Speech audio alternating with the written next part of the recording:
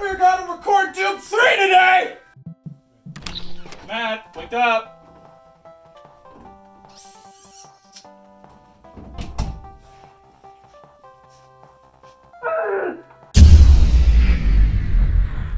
Shit.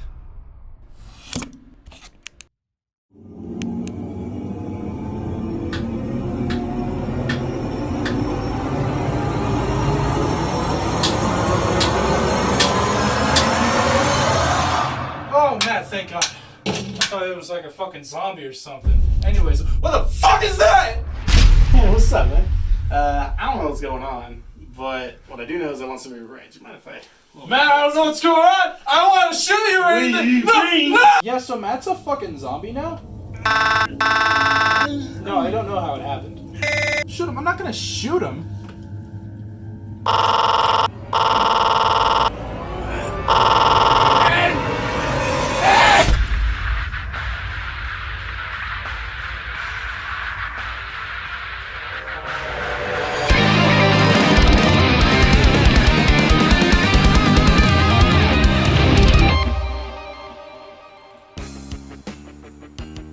Doom 3 is an interesting point in video game history. Though I wouldn't call it a bad game, it's undoubtedly a divisive one. A game that boasted impressive technology for arguably the most important FPS of all time, only to feel dated months after its release. Yeah, it's kinda hard to talk about Doom 3 without talking about Half-Life 2, another groundbreaking sequel that shook the industry with its crazy advanced technology that ironically has fragments of Quake 3's engine in its code. I remember my sister telling me how Doom 3 was praised upon its release, and then as soon as Half-Life 2 hit the shelves that people had to raise their standards for what they thought was a revolutionary first-person shooter. And as a big fan of Doom and Half-Life, the latter being one of my favorite PC games of all time, did Doom 3 really deserve to be left in the dust by a certain theoretical physicist?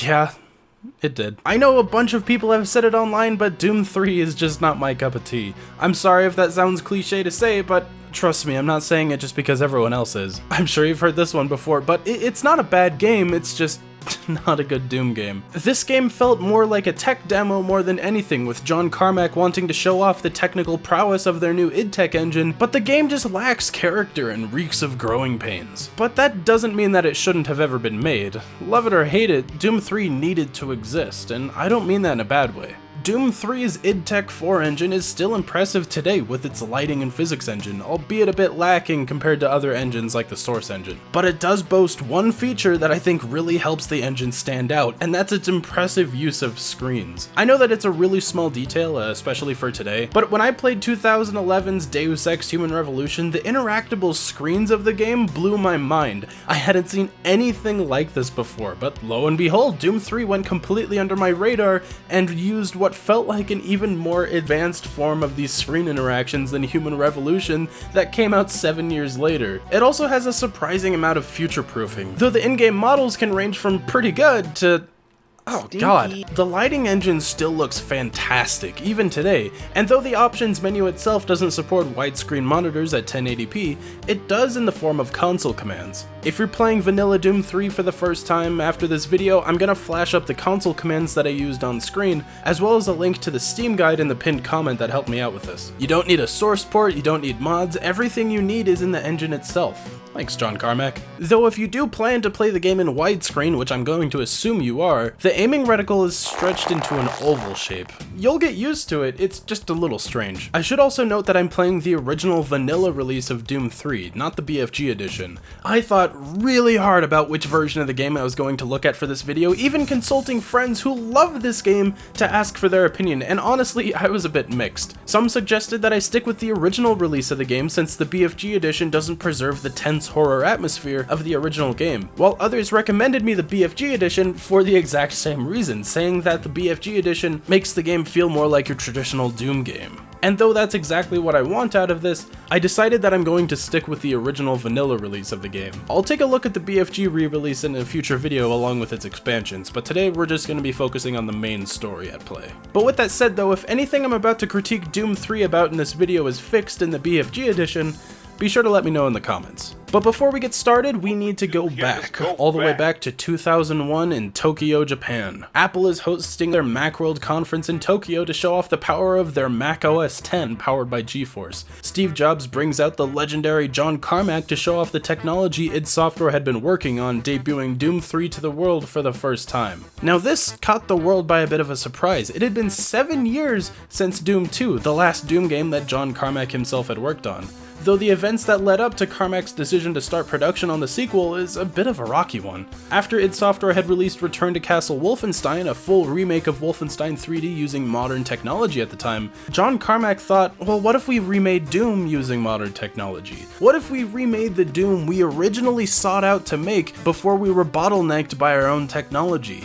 An interesting premise, but this idea was not loved by everyone at id, with some of the staff thinking it was unhealthy for John Carmack to constantly go back to what worked in the past instead of looking forwards. And while I love the idea of remaking Doom, I completely understand where these people are coming from. But after two of id's founding members, Kevin Cloud and Adrian Carmack, with no relation to John Carmack, the team approached them saying let them remake Doom, or fire them. This resulted in a bit of a domino effect of altercations, causing the firing of Paul Steed, the art director behind Quake. And it was there that Doom 3's production was kicked off with a bit of a sour note. Now, I'd just like to add that this isn't inherently a bad thing. Doom is like John Carmack's baby, and I can totally understand why he's so passionate about wanting to remake these old franchises that helped him grow as a developer. My point here isn't to shame John Carmack for wanting to work on what he wants to work on when he damn well owns the company. It's to emphasize how much John Carmack wants to make the engines for these games rather than to just make a good game. But was everyone else's judgment misplaced? Was it worth it for id to essentially be blackmailed by their own founder to remake this classic FPS? Let's see.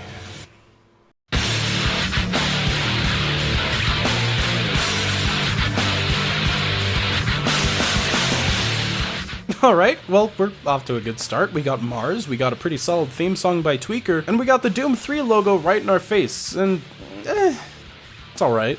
This logo is a bit strange, but it's consistent with the game. The classic Doom logo had this really cool design of like ancient hieroglyphics battling with technology, and though I wouldn't really say that that's symbolic of the game at all, it just looked so cool. But the Doom 3 logo has that solid technological look. The logo itself has that grayish blue metallic look, and the orange is coming from something below, illuminating it. Something evil, yet new and intriguing. Dropping the Roman numerals used for Doom 2 in favor of the traditional 3 on the side. And I would say that I'm overthinking it there, but the Roman numeral 3 was considered at one point, so this was a deliberate design choice to set it aside from the classics. This ain't your daddy's Doom 3, this is Doom 3, even though this game's scary, so I guess it really only appeals to classic fans? I don't know. Actually, that's a good point. Who did this game appeal to? The Union Aerospace Corporation is the largest corporate entity in existence. Originally focused on weapon and defense contracts, new ventures have expanded into biological research, space exploration, and other scientific endeavors. With unlimited funds and the ability to engage in research outside of moral and legal obligations, the UAC controls the most advanced technology ever conceived. God damn, that's the most story we've ever seen in a Doom series so far, and this is just the intro. It's not explicit at all like the little text blurbs in Doom 1 and 2. This is subtle. It has this sense of mystery, like, oh cool, the most advanced technology ever conceived. That's pretty neat, but what was that about testing outside of moral and legal obligations? That doesn't sound good. Compared to today, this is a pretty standard video game introduction. Flight control saying everything's going well, characters talking about other characters we haven't been introduced to yet, while our hero, someone I hesitate to call Doom Guy, does not care. He may not look the part, but he certainly acts the part. Welcome to Mars. All new arrivals need to check in at reception. Holy shit, is that an NPC? Again, not anything new for video games, but new for Doom. I really gotta give the game credit, this opening is pretty strong. While I went in the game hoping that I can rip some demons open with my bare hands, I got pretty immersed in Mars City, talking to NPCs, gathering information about the Union Aerospace Corporation, and holy shit, mirrors! Working mirrors! We are given our PDA shortly into Mars City. Yeah, a PDA. In the future, the 22nd century, we're using PDA. Fuck smartphones. This is your personal data assistant. You'll need this to access all secure areas. If you get clearance for any security zones, it'll download directly. It's important, so don't lose it. He's gonna lose it, isn't he? Before really anything in the game goes down, we're introduced to Dr. Betruger, and I'm not even gonna dance around it. He's the antagonist. I mean, God, look at him. God, are you profiling villains, Trav? What the fuck? He's being interrogated about why people keep transferring off Mars. You know, it's Doom. Something shitty's going on. And when asked about it, he says, "They simply can't handle life here. They're exhausted and overworked. If I had a larger, more competent staff and bigger budget, even these few accidents could have been avoided." Okay, no, he's the villain. Amazing things will happen here soon. You just wait. After meeting up with Sergeant Kelly, who may or may not be Sarge from Quake 3, we're sent off on our first assignment to locate a missing scientist. Okay. Yo, dude, is that a flashlight? Oh, sweet. Oh, man, I love being able to see in pitch black darkness. In all honesty, I know the flashlight is one of the most divisive parts of the game, but I love it. Not because it helps me see, but it's just so much fun to just smack things with it. The ding it makes is so satisfying with everything. Crawl, you fat ass. This is where we get our first real glimpse of what's essentially going to be the rest of the game. Darkness. Lonely, lonely darkness. Maybe I've spoiled myself with Half-Life, but I really wish the flashlight was in the middle of the screen. Like, I get it, it's realistic. Every time my power goes out, I make sure to point my flashlight directly to the right of whatever I'm looking at. After some slightly ominous NPC dialogue along the way, we do eventually find the scientist that we were sent to find, and he's sending out a distress signal, probably because it's Doom and the UAC's doing shady shit. The devil is real. I know. I built his cage. I'm getting abnormal. Just gonna add that to my book of really good quotes with subpar execution. Oh God, Mr. Science Man, are you okay? Oh God, flashlight! Oh, the zombies got guns. Bro, where did your skeleton go? All right, well, I guess it's starting to feel like Doom, I guess. We got zombie men with guns. Yeah, that works. I don't exactly know why everyone in the facility is turning into zombies, but cool, at least I get to smack things with my flashlight a little bit. All right, God, I'll use my pistol. Jesus, I won't flashlight everything. What the fuck is that? Is this a Doom game with reloading? Right now, you can't do that. Well, it is a horror game after all. I mean, how would you create suspense in a game like Doom where you're running around at full speed with infinite ammo? Reasonably, their answer was give you a sprint meter and force you to have to reload. Thankfully, the zombies are adjusted as well. I mean, they're pretty stupid and they're not too tough.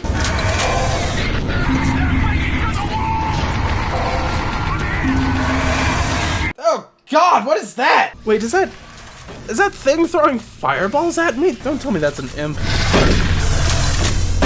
I mean, yeah, that's an imp. Throws fireballs, sometimes it scratches you. It looks like he's in a full rubber bodysuit, though.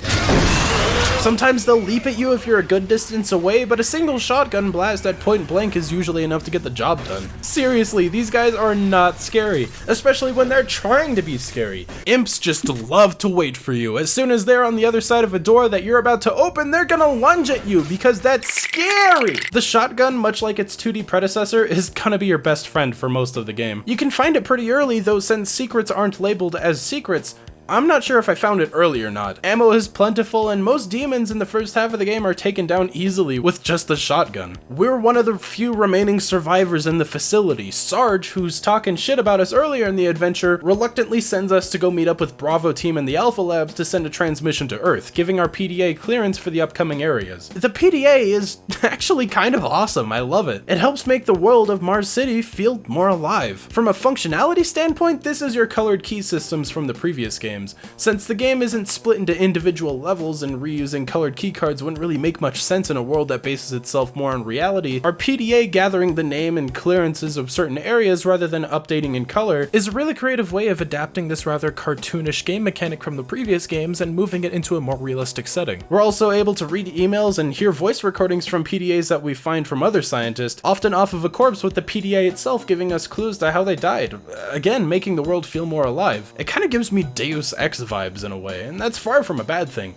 taking a moment to read emails and messages that can give us tips for the environment, or passcodes for these little vaults, another element that reminds me of Deus Ex, though I'm pretty sure there were other first-person games prior to Deus Ex that dealt with passcodes. You can find these all throughout the game, and every time you find one, you have this urge to look around for a PDA or clues on how to open it. Sometimes they're not written explicitly in emails, and occasionally you'll have to listen to an audio recording to find it, giving you an incentive to actually listen to some of these audio logs. And this is really nice for keeping me company. When I'm wandering around the ambience of Mars City, I really like having these recordings to keep me company, because yeah, Doom 3, like Doom 64 and Quake, have a purely ambient soundtrack, but the thing is, I think that it works really nicely here. With Quake and Doom 64, you could replace the music in these games with rockin' tracks from Doom 1 and 2, and I'd argue that it might improve some of the games a bit. But with Doom 3, because everything is consistently built around this idea of horror, it really benefits from this ambient soundtrack, if you can even call it that. I'm not really sure if there's even much of a soundtrack here. The sound feels more like it comes from the machinery and the environment around you,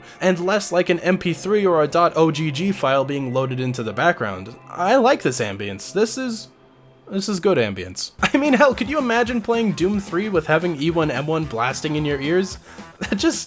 That just wouldn't work. We do overhear Swan and Sarge talking with Betruger shortly after the incident, where he admits that yeah, this was basically all of his doing. And when Betruger refuses to step down, Swan and Jack Campbell, who I thought was Sergeant Kelly for the longest time, I mean, can you blame me? They look identical. They decide to take matters into their own hands, and if you're familiar with any previous Doom game, you know exactly what that green glow is. You're right, it's the Crane game, baby! Crane game! Now, if you're getting tired of the story explanation so far, honestly, I can't blame you.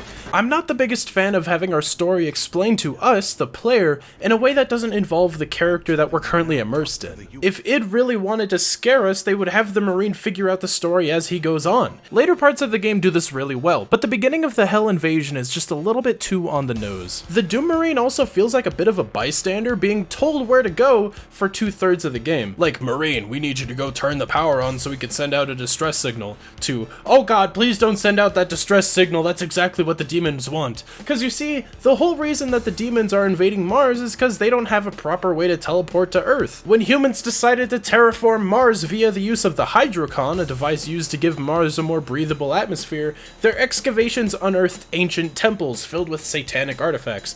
Not only did they unearth a portal to hell under these ancient ruins, but also something that was meant to close it, the Soul Cube, codenamed Artifact U1. The Soul Cube was also seen on stone tablets being used fighting against the legions of hell by someone that you might think looks a bit familiar.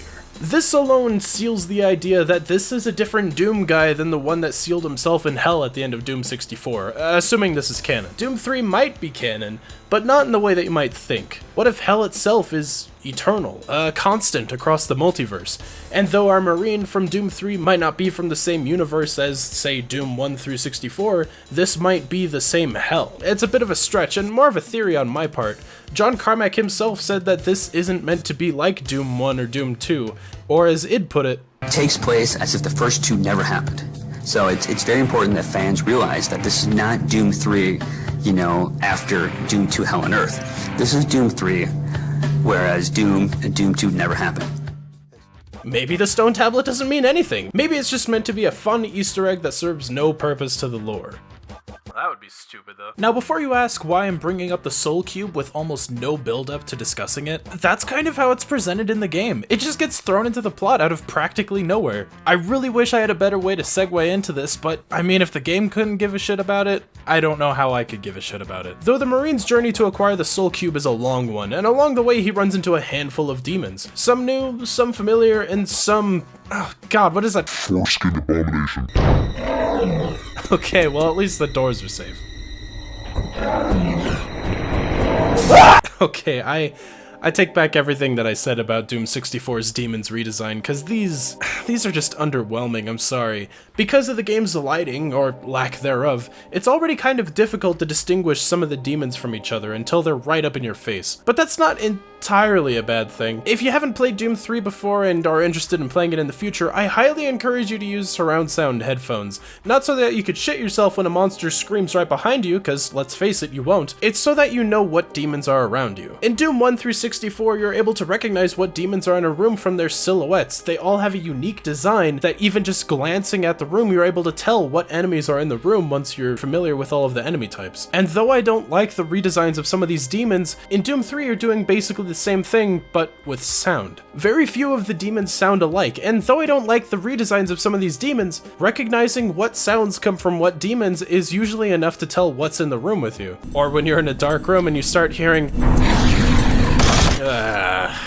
the spiders. These are the Trites, the most unnecessary bastards in the whole game. I'm not scared of spiders. I never feel any bit of fear when these guys show up. So when a bunch of them impede your path and slowly approach you, it's just a chore, it's not scary. And then the shotgun feels completely unreliable with these guys because of their small hitbox. Sometimes I get killed in one shot, other times 3 shots. It gets to the point where it feels more reliable to just pick them off from a distance with your pistol. There's not many other demons in the game that the shotgun can't take care of. The maggots just feel like imps without the fireballs. The wraiths just feel like imps that can teleport. Okay, yeah, there's not a lot of variety here. Well, at least these guys are better than babies! I don't like babies! The pacing of upgrading your arsenal is actually pretty well done, and in classic Doom fashion, you can sometimes find a new weapon type shortly before or after you encounter a new demon type. I found the plasma rifle by listening to something whisper this way into my ears, and though I'm not sure if that was a secret or the intended way you're supposed to find the plasma rifle, it was satisfying to find. The plasma rifle once again is one of your more powerful weapons in the game, at the cost of its ammunition being a tad rare. Its sound design isn't the best, but I'll take this any day over. Oddly enough, the chain gun around here doesn't share ammo with the pistol or with the new rifle, both of which have their places. The latter I prefer to use for the zombie dudes, or zombies with the guns, because there are zombies that don't have guns. These guys can be pretty tough, and if you're going to try to get up close and personal with them with a shotgun, often you're going to get punished for it, which saying that kind of feels like heresy when it comes to Doom. The Caco demons just appear with like no fanfare at all. Hey, you know those unmistakable icons from the Doom franchise? Those meatballs, the raspberries, everyone has their term for them. They're recognizable by anyone. How do we update that design to fit in our semi-realistic setting? I throw dice, and if anything comes between 1 to 5, I'll kiss you. And what if 6 comes?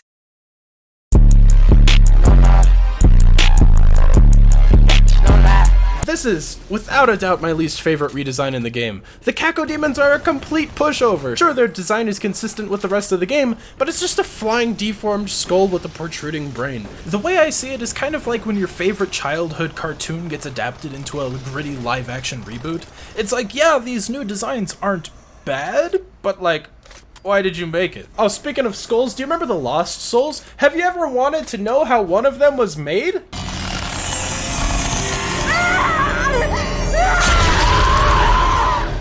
Oh, I don't like that, that's gross. They often fly around in packs, making them a bit more of a nuisance than any other game. Thankfully, there's no pain elementals to spawn more of them.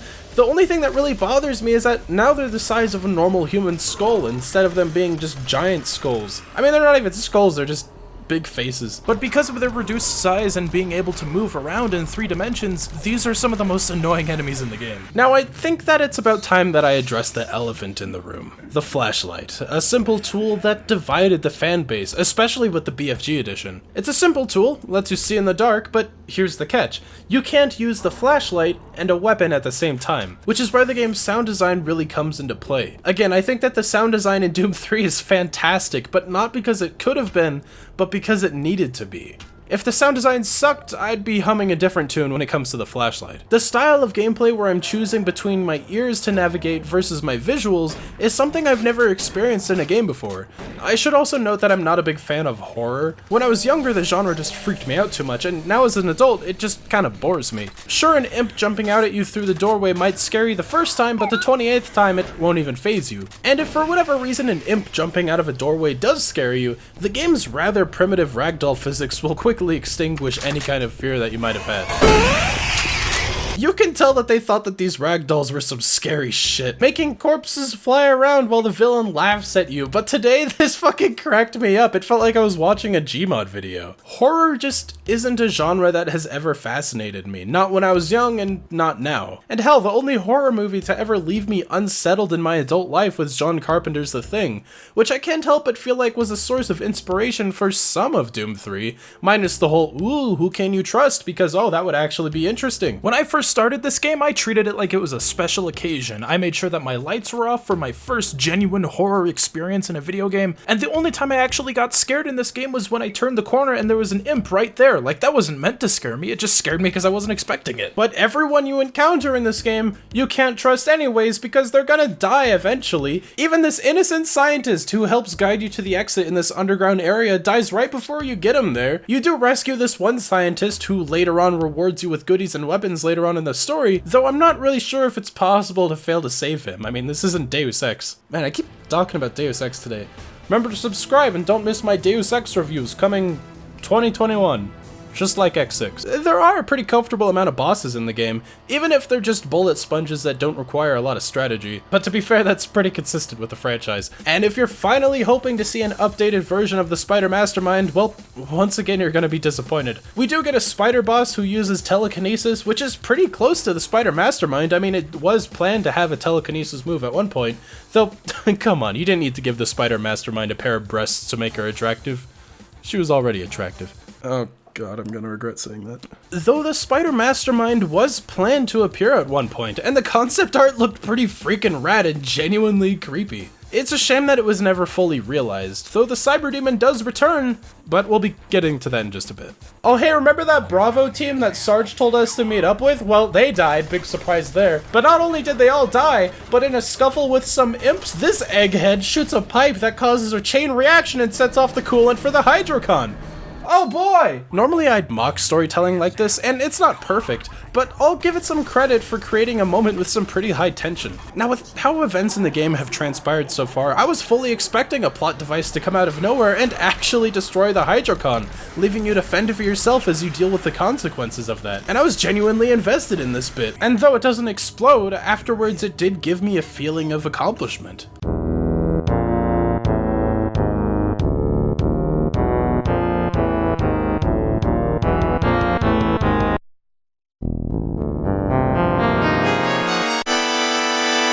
There he is!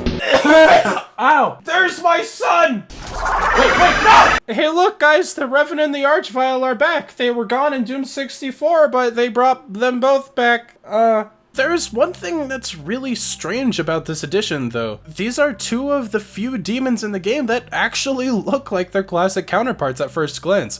With the Archvile, it makes sense. I mean, it's got this bald, lanky look, which is consistent with the rest of the demons, but the Revenant looks as stupid as ever, though he's not a skeleton, which isn't exactly something I can get behind. Codex entries you find later in the game describes the Revenant as having translucent flesh, and it kinda helps keep it grounded in reality, I suppose, but it just kinda rubs me the wrong way. Like, you have all this crazy shit going on in the game, just make him a living skeleton, what's so hard about that? Though this change did come pretty late in development. The Revenant was supposed to be 100% skeleton, but the translucent flesh of the Revenant actually came from doing a texture test on the model itself, and they thought it looked really cool, so they decided to keep it in, which also really helps the idea that this game is more about the technology, not the game. Dr. Betruger stops us again to tell us all about his evil plan, explicitly telling us that he plans to use the rescue team from the distress signal to help demons invade the Earth. He tries to kill us with a gas leak, which we stop because the plot demands it, and oh, Mancubus! It's nice to see another design I actually recognize, even if it's sporting a bit of a Cthulhu face, which, yeah, I won't complain, it actually looks pretty good. I actually had no problems with this encounter. I thought the Mancubi were fun to fight, I like the new design of them, and their ragdolls are really bouncy. We eventually make it to the Delta Labs, ground zero for the demonic invasion. Shortly upon arriving, Sarge tells us something, but he sounds off. I can't understand him, but I mean, he sounds evil. I mean, he's probably been taken over, I wouldn't be surprised. If you're watching this, you're tougher than I thought. I guess things aren't always what they seem. A scientist tells us that Dr. Betruger took the Soul Stone with him to Hell. In exchange, we get teleporting puzzles! Oh no, not the Vor! Ah, a demon wielding a chainsaw! This is a first. Well, how about we see who is mightier, the chainsaw or the flashlight? The chainsaw is really overpowered, but only once you get the hang of it. It only cuts at a certain spot that you're looking. It kind of feels like the flashlight, how it's a little off-center. And when you turn your head, your weapons kind of swing with a bit of delay, which I guess kind of feels realistic. I'm not sure. But it kind of makes the chainsaw feel a bit finicky. But once you get it, it makes cutting through these smaller enemies so much more satisfying. Okay, this bit right here. You're teleporting all over the facility to chase down Dr. Betruger. Maybe I'm just stupid, but this really confused me for a bit. Every time you get to a new teleporter, you gotta select the next room. A new slot opens up in this 2x2 grid, and you gotta collect the next one. And so once you get to the last one, you're like, alright, I'm gonna go to number 4, without realizing that number 4 and number 1 have been switched. So you press number 4 thinking that'll take you to the next area, but no, you got sent back to the beginning all over again. This just didn't feel like good design. I actually had to look up a guide and be like, what the hell am I doing wrong here? Just to find out that I'm supposed to select square 1, even though it should have been square 4. I don't understand this. We eventually do catch Betruger, who tells us that we can't stop him. The only weapon that can stop him is in hell. And so in order to keep us alive, he doesn't open a portal to hell because he's an intelligent villain! Nah, I'm just kidding. He opens a portal straight to hell and oh shit, it's the guys from the box art. I thought these were Barons of Hell at first because of how they walk and throw fireballs, but no, these are actually the Hell Knights. But there's no Barons of Hell in this game, so honestly, they might as well just be the Barons. And they're tough. They're actually pretty engaging to fight. One of the better enemies of the game, if you ask me. Do you think that they failed to include the Barons because they didn't want an enemy with a vibrant color palette? After getting floored by Satan one more time, we're in hell. Oh, and it looks so beautiful. The way the environment moves around, the uncontrollable screams of the damned rattle in your head, it's fantastic. I don't care for the moment where you get trapped in a cage, but you don't have a flashlight and you have unlimited stamina. This feels like Doom. This finally feels like a Doom game! Oh man, it only took 4/5 of the game to lead up to this moment. Hell is almost perfect. You have moments where you walk into a room and there's a ton of mancubuses and you got a rocket launcher and it's just unloading on all of them and this is fantastic. My pinky finger was hurting from holding down the shift key the entire time so I could keep sprinting. Wait, hold up. Is that what I think it is? I gotta say, it's really cool that they brought the Berserk back.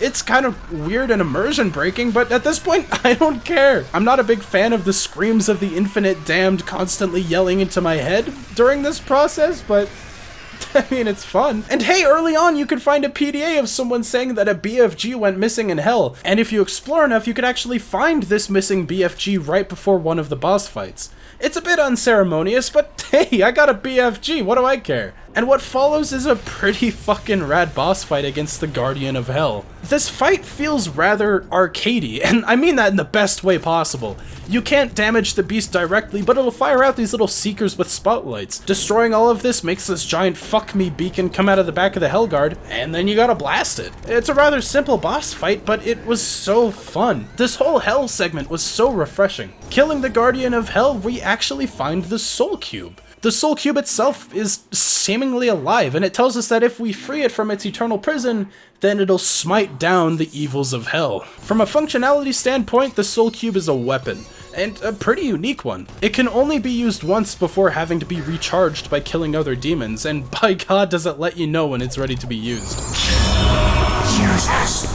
It's almost a one-hit kill weapon that can be used after killing a few regular enemies. It needs to be charged by the souls of But this finally gives these smaller horde enemies like these spiders much more of an explicit purpose, to recharge the Soul Cube. It homes in on enemies and refills your life, which actually feels like it's rewarding you for playing more recklessly now, once again making this feel more like a Doom game. It isn't totally perfect. I did have a few moments where the Soul Cube attacked the wrong target, but it's not too big of a deal. And you know I tried to save this thing for Archviles, because again, fuck the Archviles.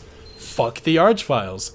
Fuck the— Also, fun fact, the idea of this being recharged by souls is originally taken from the Unmaker, which yeah, you might recognize from Doom 64, but what you might not have known is that the Unmaker was actually planned for the first Doom game from 1993. Though this concept for the Unmaker wasn't used at all in Doom 64, it's always interesting seeing these old ideas being realized by modern technology. We're back from hell and we lost all our weapons and have a stamina meter again, but this time we have the Soul Cube on our side. Dying Scientist number 38 tells us that Sarge has gone rogue, confirming my theory from earlier. But not only that, but that he's got Campbell's BFG, so okay, Campbell's dead I guess. Sarge taunts you through the UAC facility, which seemingly starts to merge with hell with floating hellish platforms. We do find some video discs telling you that the BFG's blast can be destroyed if shot because there's a microchip in it. This kind of feels a bit forced, but I guess it's important for what's coming up. Alright, Sarge, come on out. I know you're— oh god, what is that? Alright, yeah, Sarge is a demon now. He's also a tank? Hey guys, how are we gonna make this military dude look like a demon? Oh, I don't know, merge him with the tank. Sir, we haven't had a tank at all in the game. Just put him in a tank! After killing him, you get the BFG for the remainder of the game, and it's nice knowing that you won't miss a BFG on your first playthrough, cause man is it fun to use. It's not like the BFG in the previous game where it fires a large projectile and then as soon as it hits something, it fires a bunch of tracers out. This one acts more like the BFG from Quake 2, where it fires one large projectile and has all these little arms extend out to drain the life of anything nearby. This is awesome. I really enjoyed the BFG in this game. With Sarge defeated and presumably everyone in the main cast dead except for you and Betruger, there's really nothing else left to lose, with our Marine navigating through the ruins of the Martian civilization that was wiped out by hell. The temple is incredibly suspenseful. There's not a lot of enemies encountered, but there's plenty of buildup. Lots of hieroglyphs and strange alien technology, and an interesting looking sarcophagus that, I don't have time for that. I knew it! I knew it! Software was Martians!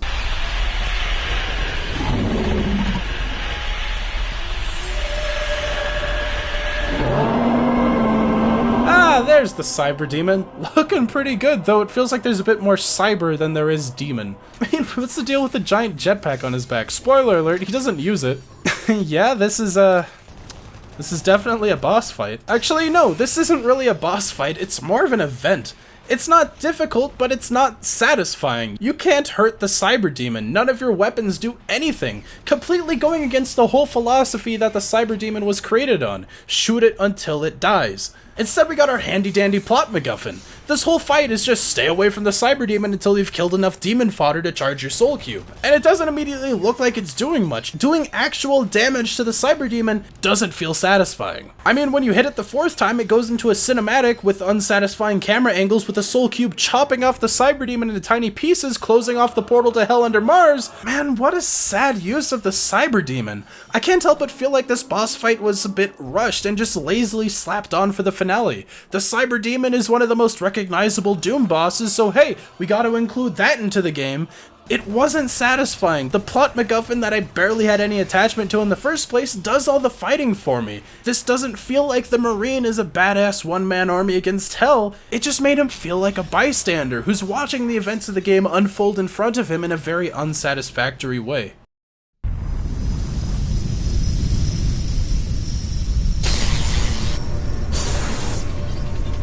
Recon Zulu, this is Echo 1. Give me a visual status. Echo 1, this is Recon Zulu. Oh, okay. Is this a recording from the Bravo team that died before us? Did they uncover something interesting? Wait, that's me. I'm being rescued? Wait, what about Betruger? Oh, there he is. Oh, he's Skyrim now! Alright, cool. I just killed the Cyberdemon, we closed the portal. Let's go kill that son of a bitch. Wait, what? That's it? What does that mean? Was this all a dream? Are you really going to leave us on a cliffhanger like that? I mean, Doom 1 had a cliffhanger ending too, but at least we dealt with the main antagonist of the game. It's not like the spider mastermind grew wings and flew away.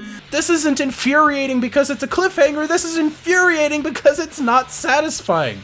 You put us up against a Cyberdemon because it went, oh well, I mean, we gotta have a Cyberdemon, built up this boss fight with no fanfare whatsoever, and the Cyberdemon just there. You could have had Betruger be the final boss and never use the Cyberdemon, and that would have been a more satisfying ending. I know that Betruger gets closure in the expansion episode, but imagine playing this game in 2004, being so excited that you upgraded your PC just to play Doom 3, and this was the ending? I would be furious. I am furious. I have never seen a cliffhanger this insulting, and I've played Deus Ex Mankind Divided.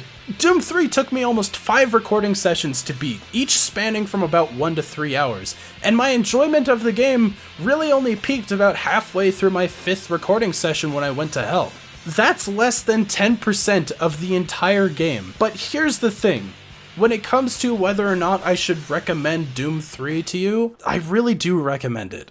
Doom 3 is in this really strange gray area. I believe that the quality of the game has been dramatically hurt by time, but also blessed by it at the same time. I could only recommend Doom 3 knowing someone might enjoy it if they've never really played a Doom game before. Maybe if they haven't played the previous games, they'll find something to enjoy with this game. But at the same time, I also recommend it to Doom fans like myself who love the rest of the series and never decided to poke this black sheep with a 10-foot pole. While I didn't enjoy Doom 3 that much and frankly found its ending kind of insulting, I think that this is worth experiencing just for the novelty of it alone. It's in a really bizarre position where I can say I recommend Doom 3 because you will either hate it or love it. I can't think of any other sequel in the gaming industry that I would recommend playing for the wrong reasons. But if you think that I'm gonna tell you that the part at the end of the game that I legitimately enjoyed was worth the 8 hours of playtime before it, you're wrong. The gameplay for most of the game felt more like an experience than a game, and though that's usually a good thing,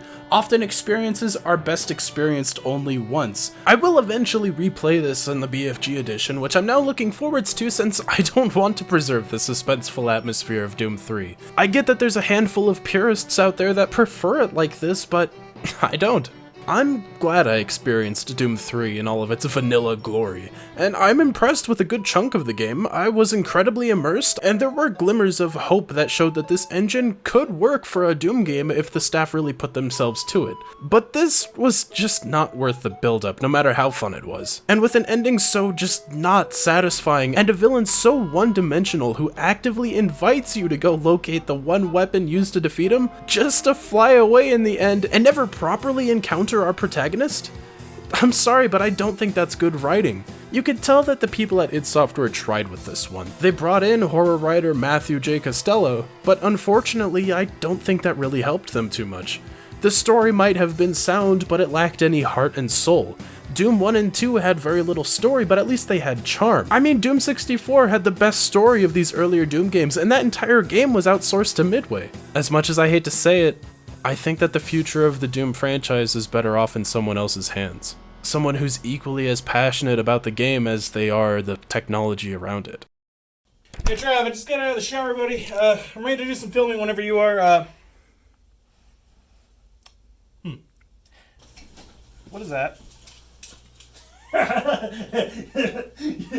You fell for the zombie friend freak, you idiot.